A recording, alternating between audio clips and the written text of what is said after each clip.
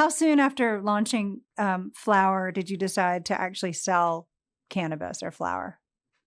Immediately. I mean, Oh, wow. we launched immediately. When we launched the accessories, we launched beautiful colored jars of flour in California. That was our first SKU. They were, transparent blue, not they weren't blue at all. They were green, pink, and lavender with like gold foil and gold foil tops, and nothing looked like that in the space. And then, we started getting to work focusing east of the Mississippi. I mean, I could do a whole other podcast with you on the state of cannabis and why it's impossible. But Well, tell me a basically, little bit about it because I'm fascinated by it.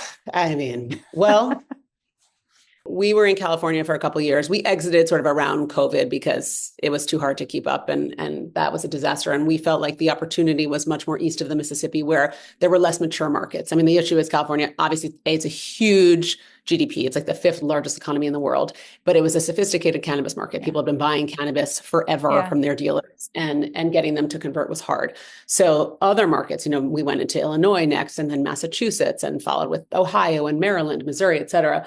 Less mature markets and just much more opportunity. The thing that's almost impossible is that every single state, when they pass cannabis in some way, whether it's medical or recreational, they don't say, hey, Illinois has done a good job. Let's ask them for their blueprint and do that. They say, let's start from scratch. Right. Let's hire tons of people who maybe know anything about cannabis or maybe don't. And let's write a whole new set of rules. And let's write a whole new set of packaging rules that differ from California, New Jersey, Right. Illinois, et cetera, 38 times.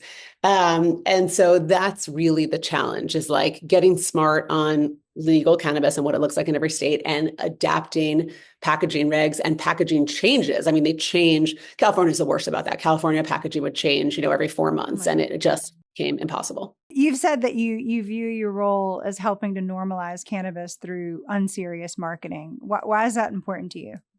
Well, I mean, I don't remember saying those two things exactly, but I'm sure I have together.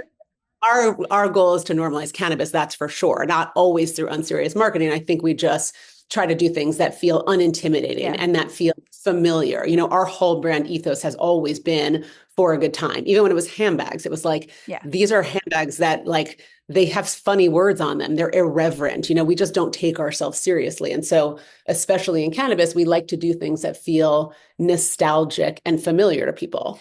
And so that's, I think, the unserious part, where it's just like, oh, it's not, this very intimidating, dark, big blunt with lots of smoke. It's like, no, this is cheery. And this is like, it reminds you of a Virginia Slim ad or something else. It's just trying to be nostalgic for people. What have been your favorite marketing campaigns so far?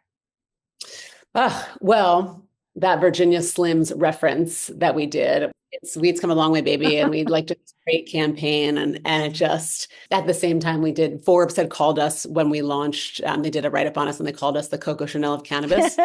That's awesome. It was awesome. And even though my goal is to be like the Prada of pot, but we'll take Coco Chanel cannabis. You got to make sure everybody has the same coffee cup if you do that. Exactly. A little more intense. It's so true. And so we did, we printed that out. We put it like on a bus, and we put it on wall postings all over the city. And we parked a bus outside of the 57th Street headquarters. And my friend, who is a very high up job at Chanel, called me, and she was like, we're going to sue you. You have to move this truck. I don't know what you're doing. But they didn't, obviously. I love that.